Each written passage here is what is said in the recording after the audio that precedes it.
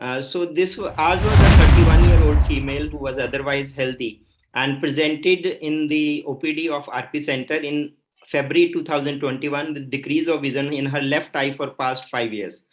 She had history of using steroid drops for 1 year and had history of laser peripheral iridotomy in her left eye. Now, right eye was essentially normal, while left eye, her visual acuity was 3 by 60, peripheral iridotomy was patent, and her pressures were 40 on timolol and pilocarpine. Now, at presentation, her right eye optic disc was normal, left eye, what looked like had an enlarged cup, and what was surprising that this patient had a macular schisis also. And since pressure was high, the patient was added topical anti-glaucoma medication. Now, at this stage, the retina consultation was sought, and they did an OCT suspecting a optic disc pit, but there was no obvious pit, and a diagnosis of sniffer or stellate non-hereditary idiopathic foveoretinoschisise was made. And FA was also done, which did not reveal any abnormality in the disc, and there was some ill-defined leakage in the macula. Now, till now, I was not involved. I was involved in roughly in September when I saw this case. At that time, the visual acuity in the left eye was 660, IOP was well controlled.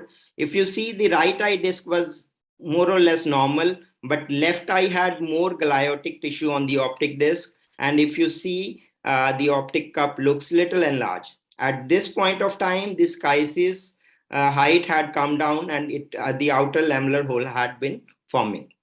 Now, at this stage, I did a thorough imaging through the optic disc. So you can see there is gliotic tissue, which is there at the optic disc. And you can see some depressions, one of which was there, and it was communicating with the retina as well.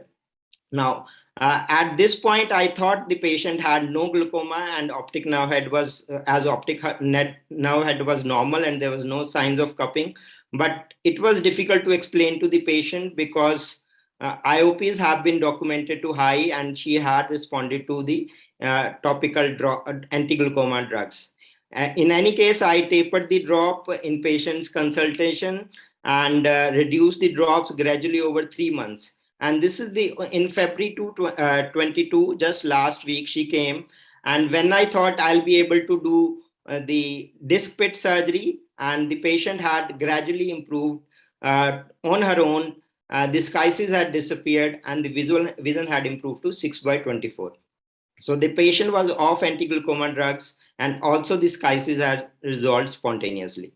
So what I wanted to ask is, are we actually dealing with a pit over here, or is just some gliotic tissue which is causing traction on the optic disc and leakage into the macula?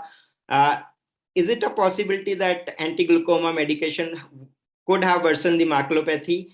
And is there any role of dorzolamide in these patients with pit maculopathy? Of course, the patient had steroid-induced glaucoma that gradually reversed after the steroids were withdrawn. Thanks, Vinod.